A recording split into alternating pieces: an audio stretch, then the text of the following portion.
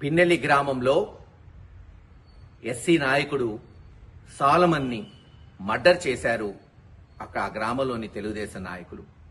దీనికి పూర్తిగా అండదండలు ఎరపతినేని శ్రీనివాసరావు ఎమ్మెల్యే, దాచేపల్లి సిఐ భాస్కర్.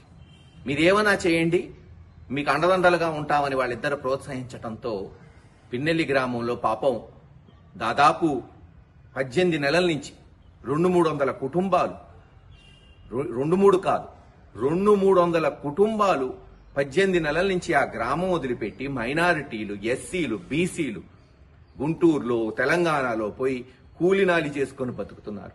చివరికి మొన్న గ్రామంలో సాలమన్ అనే ఎస్సీ నాయకుడు గ్రామంలోకి ఏదో అర్జెంటు పని ఉంటిపోతే తెలుగుదేశం నాయకులు, అక్కడున్న లీడర్సు అతని మీద దాడి చేసి చంపబోతే పాపం హాస్పిటల్కి తీసుకెళ్తే పిడుగురాళ్ల, నసరావుపేట హాస్పిటల్స్ కష్టంగా ఉంది, ఇతను కాపాడటం కష్టం, గుంటూరు తీసుకెళ్ళమంటే గుంటూరు గవర్నమెంట్ హాస్పిటల్ తీసుకెళ్లారు.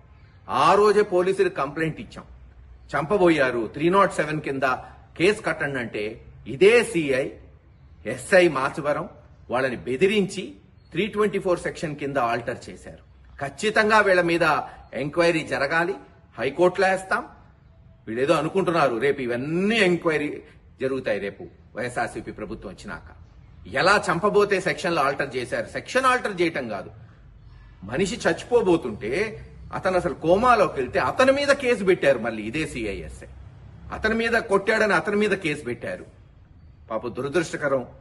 ఈ రోజున అతను మరి 3 రోజులు హాస్పిటల్లో పోరాటం చేసి ఈరోజు చనిపోయాడు. అతని కుటుంబానికి ప్రగాఢ సానుభూతి తెలియజేస్తున్నాం. రేపు పిన్నెల్లిలో దహనం ఉంటుంది, తప్పకుండా నేను వెళ్తాను. అన్ని విధాలుగా కూడా మరి ఆ కార్యక్రమాలు చేస్తాం. ఏది ఏమైనా వెంటనే పోలీసు వారు చర్యలు చేపట్టాలి.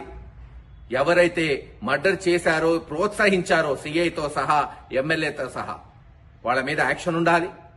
అలాగే ఈ 200-300 కుటుంబాలు, మరి ఈ చంద్రబాబు నాయుడు గారు, లోకేష్ గారు నీతి చెప్పటం కాదు, నీతులు పాటించాలి. అధికారం అంటే సుమారు దాదాపు 1500 మంది ఊరు బయట ఉన్నారు. ఊరు ఎడారైపోయింది, పోయి చూసుకోమనండి.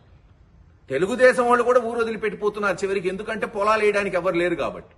కూలోళ్ళు కూడా బయటకు వస్తున్నారు. అది పరిస్థితి. ఎవడో ఒక 5-6 పెట్టుకొని ఎమ్మెల్యే అక్కడ ఊరిని దోచుకుంటున్నారు. గంజాయి, లిక్కరు, అసలు డ్రగ్స్ అన్ని అక్కడే తయారై అంతా గురజాలంతా పాకుతుంది. అక్కడి నుంచే అమ్ముతున్నారు. ఊరినే ఒక మాఫియా సిస్టమ్కి తీసుకొచ్చారు. ఇది పిన్నెల్లి పరిస్థితి. పోలీస్ యాక్షన్ తీసుకుంటుందా లేదా వాళ్ళకే వదిలేస్తున్నాం. రేపు ఖచ్చితంగా వైఎస్ఆర్సీపీ నాయకులు, కార్యకర్తలు సాలమన్ కి ఘన నివాళి అర్పిస్తాం. ఏది ఏమైనా ఈ హత్య చేసిన వాళ్ళని వెంటనే అరెస్ట్ చేయాలి, తగిన శిక్ష పడేటట్టు ఈ ప్రభుత్వం చేయాలి. లేకపోతే రేపు హైకోర్టులో పిటిషన్ కూడా వేయబోతున్నాం.